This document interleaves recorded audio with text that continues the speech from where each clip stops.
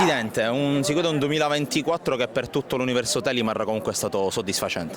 Direi grandioso, di più non potevamo immaginare. Dalla partecipazione alle Olimpiadi di Emanuele Cattanidiseo, atleta che abbiamo preso giovanissimo, 11 anni, che abbiamo portato sul lotto azzurro, barca di punta, alle Olimpiadi di Parigi, alla squadra di pallanuoto che ha ben figurato nel campionato di D1 e ha ben giocato in Coppa con un organico molto rimaneggiato, per finire con gli atleti paralimpici, nostro fiore all'occhiello, con tanti titoli italiani consolidati. Ecco, proprio forse quello che è mancato ed è sotto gli occhi di tutti è la questione impiantistica a livello soprattutto di squadra di pallanuoto, quanto è complicato andare fino a Terrasini ad allenarsi e a giocare.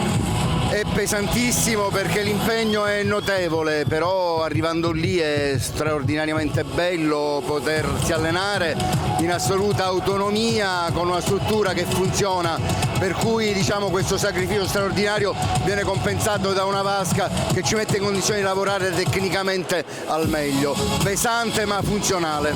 Per concludere, prospettive per il mondo Telimar per il 2025.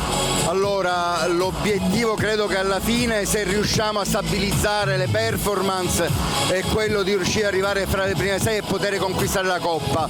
Diciamo è una specie di missione impossibile, però la squadra è buona, è performante in tanti momenti, è soltanto trovare la giusta continuità.